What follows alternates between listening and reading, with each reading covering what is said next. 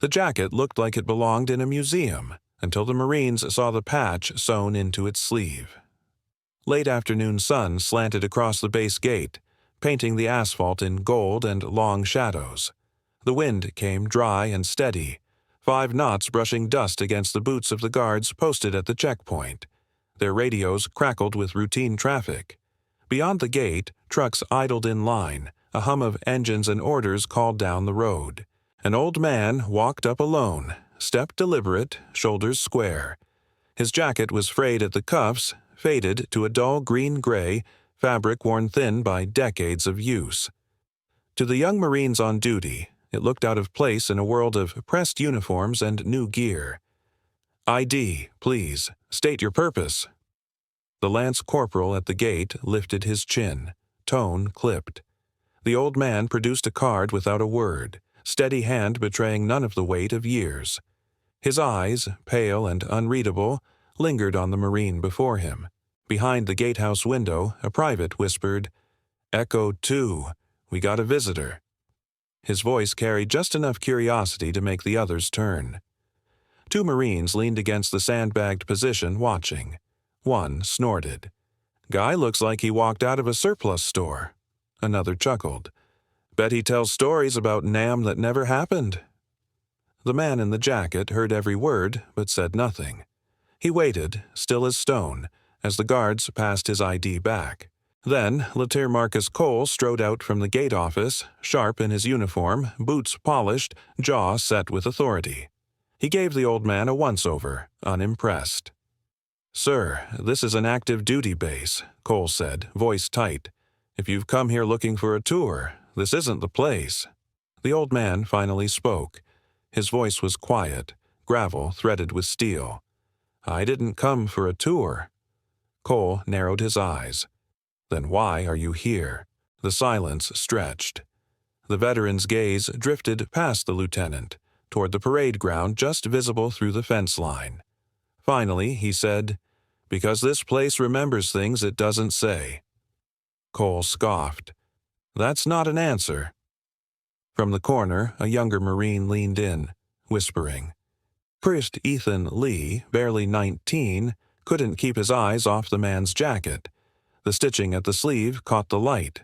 Something there, faded but deliberate. He squinted. Then his breath caught. "Sir, Lieutenant," Lee blurted, louder than he meant. "That's Recon Delta. That's Iron Hand." The words landed like a dropped rifle. Every Marine within earshot froze. Cole turned sharply, frown deepening. "What did you just say, Private?" Lee pointed, hands trembling despite himself. "The patch, right there on his sleeve. Recon Delta, Iron Hand. I've seen it in the archives." The veteran shifted slightly, and the fabric of the jacket pulled tight. The patch came into full view, faded, edges unraveling but unmistakable. A winged dagger stitched above the word Delta, and below it, a single word, Iron Hand. The laughter died instantly. Whispers spread among the gathered Marines. A corporal muttered under his breath, "That it's not even on the books anymore." Cole's mouth opened, then closed. For a moment, even the lieutenant had no words. He searched the old man's face for some hint of deception, some flaw in the story, but found none. The veteran didn't boast. He didn't explain. He only stood there, the weight of silence doing the talking for him. The wind carried grit across the concrete, the sound harsh in the pause. Cole's voice finally broke through, strained now, not sharp. Who are you?"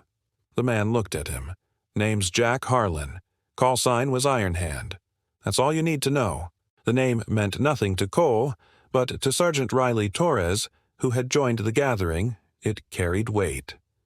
Torres had heard the whispers late at night in barracks, stories about missions that had never made it into briefings, about men who vanished into shadows and never returned. His eyes locked on the patch, then back to the old man. No one laughed now.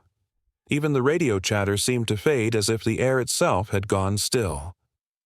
The Marines shifted uneasily, torn between skepticism and the sudden, unshakable sense they were in the presence of something larger than themselves.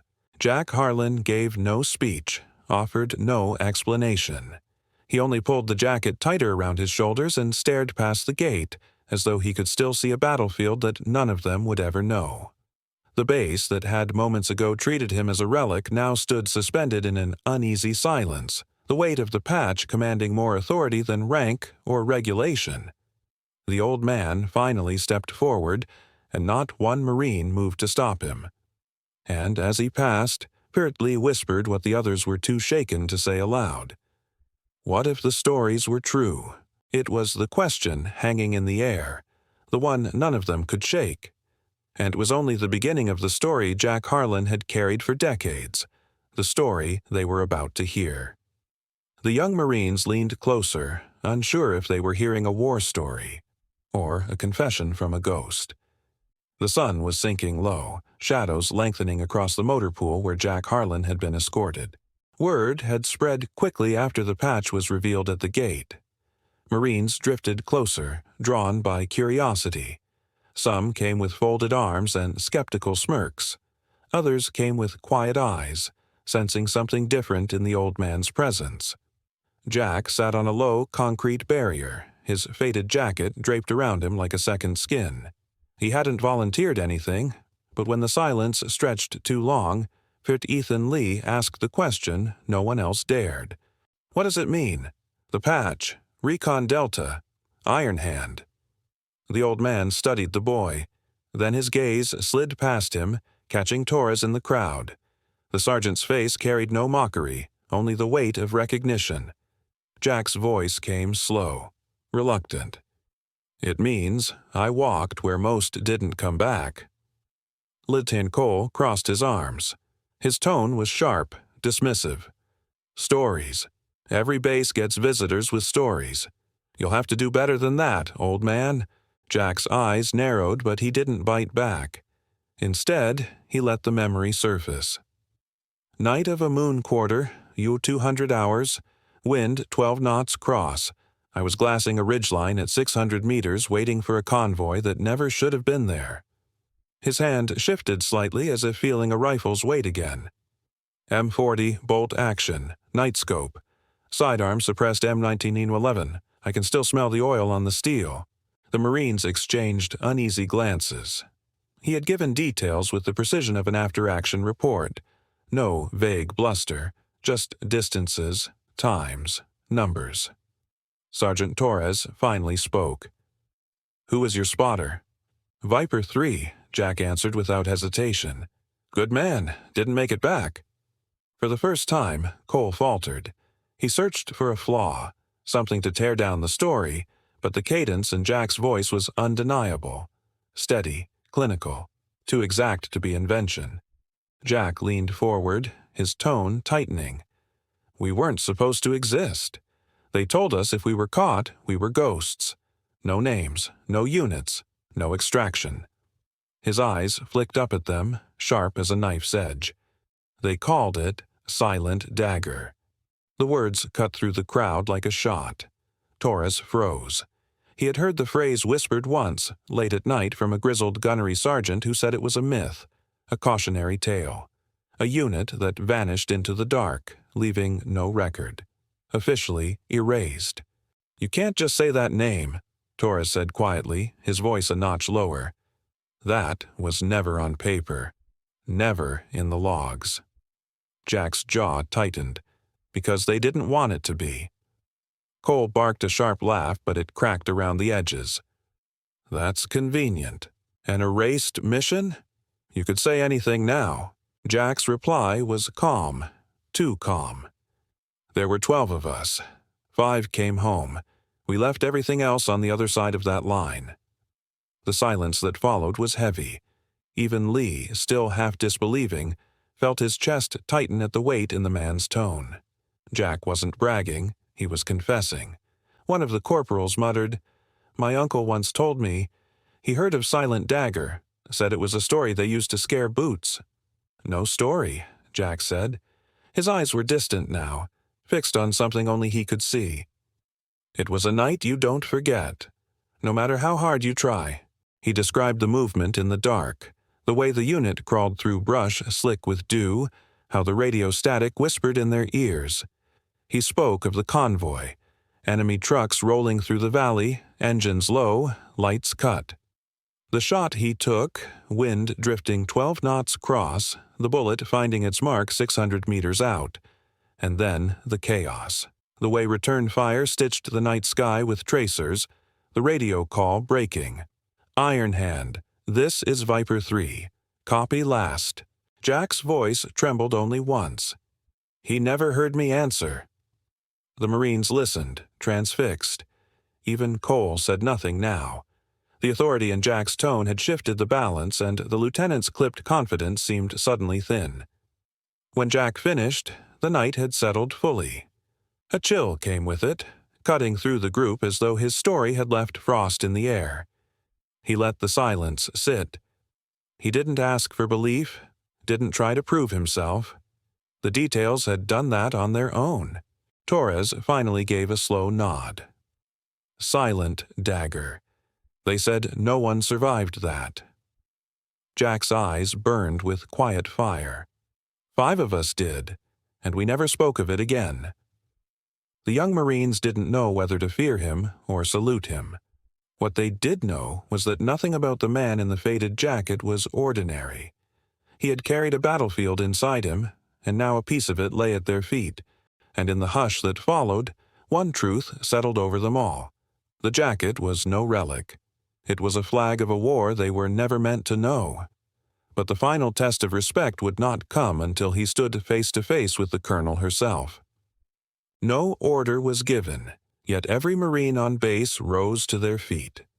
Morning broke over the base in long, golden rays, streaking across the tarmac and glinting off antenna towers. Word had spread faster than any official dispatch. The old man with the faded jacket was still here, and whispers of the patch he carried had pulled Marines from every corner of the compound. They gathered quietly, forming an unspoken cordon as Jack was escorted toward the command building. Lieutenant Cole walked a half-step behind him, shoulders squared but voice subdued. The arrogance that once crackled in his words had dissolved into respect, edged with shame. He had challenged the man only yesterday, called him relic, doubted his worth. Now he kept his silence, matching Jack's pace. Inside the command post, the air was cooler, filtered through humming vents. Maps clung to the walls, red grease pencil lines still fresh from the morning briefing. Radios crackled faintly, carrying voices from patrols beyond the wire. Marines who had been seated around tables rose instinctively as Jack entered, though no command had been given. Their eyes shifted to the patch on his sleeve, the one that bore the insignia of Recon Delta, Iron Hand. Colonel Whitmore stood at the far end of the room. Tall, broad-shouldered, hair-streaked silver, he was a man who had given decades to the Corps. He did not speak at first, only studied the figure before him. His gaze locked on the frayed fabric, the faded colors that carried more weight than metals pinned to dress blues. "State your name," Whitmore said finally, voice even. "Jack Delaney," the old Marine answered. His tone was calm, unforced. "Former Recon Delta, Iron Hand team." The room shifted. Marines exchanged glances, but none interrupted. Whitmore's expression remained steady, though his jaw tightened. "That patch," he said slowly, "it isn't worn lightly. I need to hear it from you." Jack's eyes softened as though he were looking through the walls to some place only he could see. Silent dagger, forward reconnaissance, deep insertion, 0200 hours, quarter moon, range 600 meters on the first target, crosswind 12 knots. 5 of us walked out. The rest? His voice trailed, but the silence that followed spoke louder than words. The colonel's hand dropped to his side. He had heard fragments of Silent Dagger before, rumors passed in barracks and whispered at academies, always with the warning that it was better left untold. Officially, the mission never happened. Yet here stood a man who had carried its shadow on his sleeve for decades. Whitmore straightened, boots clicking together. In one deliberate motion he raised his hand, palm out, fingers sharp. The salute was clean, precise, unmistakable. For a heartbeat, the room held still. Then, as though pulled by a single thread, every Marine followed. The scrape of chairs ceased, conversations ended, even the radios seemed to hush. Rows of uniforms snapped to attention, eyes forward, arms raised in perfect unison. The air itself felt charged, humming with an electricity born not of ceremony, but of reverence. Jack did not move at first. His eyes traveled the room, pausing on each young face, each rigid stance. Pride and sorrow mingled across his features, lines carved by time, deepened by memory. Slowly, almost reluctantly, he returned the colonel's salute. It was not grand or exaggerated, just a quiet acknowledgment, precise and respectful, given from one Marine to another. The moment stretched, heavy and timeless. Pride collided with humility. Youth bowed before legacy. When Whitmore lowered his hand, silence lingered a second longer before the room exhaled as one. Jack stepped back, voice low but steady. "Thank you. That's enough." He turned, the jacket draping over his shoulders like a banner of things endured. No one stopped him. No one dared. Lieutenant Cole fell in beside him again, but this time his stride carried no challenge, only the weight of newfound respect. Outside, dawn had broken fully. The horizon burned with pale fire, the sun cresting over the line of trees beyond the perimeter fence. Jack walked toward it, each step measured, steady, unhurried. The young Marines who had mocked him the day before now stood along the walkway, lining his path in silence. They did not speak, did not move, only watched as he passed. At the gate, he paused, eyes lifting to the sky. The clock read 0700 hours.